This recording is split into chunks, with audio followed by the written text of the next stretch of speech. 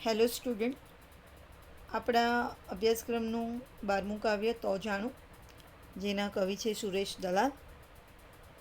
Lesson number 11 વારસાગત સુધી આપણે ભણી ચૂક્યા છે. આજે આપણે ભણીશું તો જાણું કાવ્ય વિશે.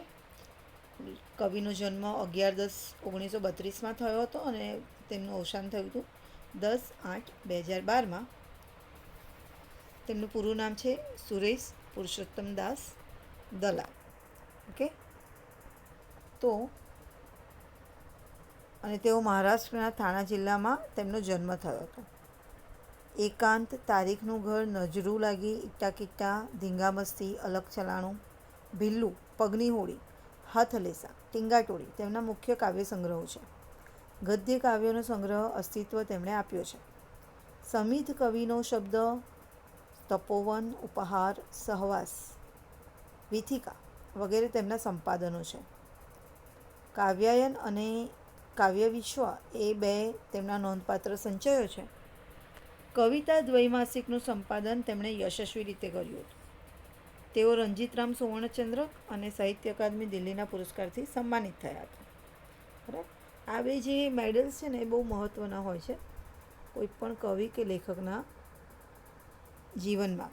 એમણે જેટલું લખ્યું છે, જેટલા કાવ્યો રચ્યા છે, એના માટે એને આધારિત અને એમના કામને પ્રોત્સાહિત કરવા માટે આ બે મેડલ્સ મળતા હોય છે. તો જે કવિ છે આપણા કાવ્યના સુરેશ દલાલ, એમને આ બંને મેડલ મળેલા છે. એટલે તમે જાણી શકો છો કે કેટલા ઉમદા સારા કવિ હશે. હવે આ જે કાવ્ય છે તે ગોપી કૃષ્ણને એમ કહે છે કે તમે મારા માથેથી આ ગાગર એટલે કે ઘડો ઉતારી આપો, અને એ રીતે પોતાનો પ્રેમ શ્રી કૃષ્ણ પ્રત્યે વર્ણવે છે. એમ કહે છે કે આ ઘડો ઉતારી આપો ને તો જ હું બિલીવ કરું કે તમે ગોવર્ધન પર્વતને ઉચક્યો હતો.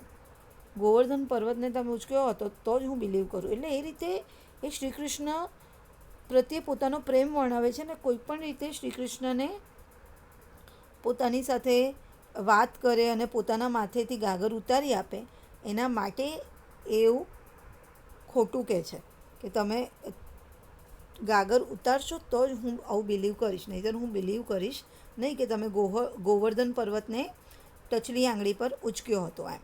હવે તમને ખબર છે કે હમણાં તો આજના સમયમાં તો આપણા ઘરમાં, દરેકના ઘરમાં પાણીની વ્યવસ્થા હોય છે 24 કલાક, બરાબર. પણ પહેલાંના સમયમાં સ્ત્રીઓને ગામથી થોડેક દૂર કૂવા સુધી કે નદી સુધી જવું પડતું હતું અને ત્યાંથી માથા ઉપર ઘડા ઉચકીને તેઓ લાવતા હતા. તો અહીંયા મોટો ઘડો છે એટલા માટે શબ્દ ગાગર વાપર્યો છે, બરાબર. તો મોટો જે ઘડો હોય તેને ગાગર કહી શકાય. તો અહીંયા એની જ વાત કરવામાં આવી છે. ચલો આપણે જોઈએ. ઇન્ટ્રોડક્શન જોઈ લઈએ પહેલાં થોડું કાવ્ય વિશેનું. કૃષ્ણ પ્રેમને વ્યક્ત કરતી આ રચના છે. ગોપી કૃષ્ણને પડકાર આપતા કહે છે કે ચેલેન્જ આપે છે. એમ એટલે પડકાર આપો એટલે શું? ચેલેન્જ કરવું. કે તમે મારી ગાગર ઉતારો તો હું માનું કે તમે પહાડને એટલે કે ગોવર્ધન પર્વતને ઉચક્યો હતો. ગાગર ઉતારવાને બહાને કૃષ્ણ ઘેલી ગોપી કૃષ્ણનું નૈકટ્ય ઝંખે છે, બરાબર. એટલે નૈકટ્ય ઝંખવું એટલે કે એવું ઈચ્છે છે કે શ્રી કૃષ્ણ મારી સાથે વાત કરે અને મારા માથેથી ગાગર ઉતારે એમ. ગાગર ઉતારે તે પતિ એવો લોકજીવનનો સંદર્ભ પણ જોઈ શકાય છે. એટલે સ્ત્રીના માથેથી ગાગર કોણ ઉતારે જનરલી? કે તેનો પતિ હોય તેની હેલ્પ કરવા માટે આવે. તો અહીંયા ગોપી એવું પણ ઈચ્છે છે કે શ્રી કૃષ્ણ પાસે ગાગર ઉતારાવડાવું એટલે એમને હું મારા પતિ તરીકે માની શકું એમ. સમજ પડી? તેથી જ ગોપી કહે છે કે પ્રેમ સ્વીકારવાનો આવો અવસર ફરી ફરી આવતો નથી, બરાબર. એટલે એવું કહે છે કે મને આવો અવસર એટલે કે મોકો ફરી નહીં મળે, એટલા માટે હું આ મોકાને જવા નહીં દઉં અને હું એવું ઈચ્છીશ કે તમે મારા માથેથી આ ગાગર ઉતારી આપો. એટલે કે મોટો ઘડો જે હું ઉચકીને લાવી છું, જેમાં પાણી ભરીને લાવી છું, એ તમે ઉતારો. આજે આ અમૂલક એટલે કે વેલ્યુએબલ, અમૂલ્ય અવસરને એળે ના જવા દેશો. એળે એટલે કે ફોકટ નહીં જવા દેવાનો એમ.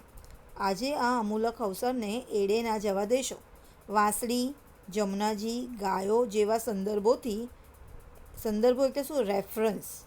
વાંસળી, જમનાજી, ગાયો આ બધું શ્રી કૃષ્ણને લાગતી વળગતી વસ્તુઓ છે. સંદર્ભોથી કવિએ આ ગીત રચનામાં ગોકુળનું અને પ્રેમનું વાતાવરણ રચ્યું છે. બરાબર, એક તો ગોકુળમાં ગાયો વાસણી બધું જ હોય અને પ્લસ ગોપી કેટલું પ્રેમ કરે છે, ગોપીનો પ્રેમ વર્ણવાયો છે શ્રી કૃષ્ણ પ્રત્યેનો. ચલો આપણે કાવ્ય સમજીશું. નાનકડું એવું કાવ્ય છે. તો વિદ્યાર્થી મિત્રો, પહેલાં હું કાવ્ય આખું ગાઈ લો અને પછી હું તમને સમજાવવાની કોશિશ કરું. મારી ગાગર ઉતારો તો જાણું કે રાજ તમે ઉચક્યો તો પહાડને. હું તો ઘરે ઘરે જઈને વખાણું કે રાજ તમે ઉચક્યો તો પહાડને. આખો દી વાંસળીને હાથમાં રમાડો કાન, એમાં શા હોત ઝાઝા વેતા. કાંટાળી કેળી પર ગાગર લઈને અમે આવતા જતાને સ્મિત દેતા. હું તો વહેતી જમુનાને અહીં આણું, મારી ગાગર ઉતારો તો જાણું કે રાજ તમે ઉચક્યો તો પહાડને. ડચકારા દઈ દઈને ગાયો ચરાવવી ને છાંયમય ખાઈ લેવો પોરો. ચપટીમાં આવું તો કામ કરી નાખે અહીં નાનકડો ગોકુળનો છોરો. ફરી ફરી નહીં આવે ટાણું, મારી ગાગર ઉતારો તો જાણું કે રાજ તમે ઉચક્યો તો પહાડને. આ કાવ્ય એકાંતમાંથી લેવામાં આવ્યું છે. હવે તમને આ વસ્તુઓ પણ ધ્યાનમાં રાખવાની જરૂરી છે, કારણ કે આપણને યુનિટ ટેસ્ટમાં જ્યારે બોર્ડમાંથી એટલે કે યુનિટ ટેસ્ટમાં જ્યારે ગુજરાત ગવર્મેન્ટમાંથી પેપર આવતા હોય છે 25 માર્ક્સના, તો આવું બધું ક્વેશ્ચન પણ પૂછવામાં આવે છે. બરાબર, તો આપણે આ બધી વસ્તુને ધ્યાનમાં રાખીશું કે આ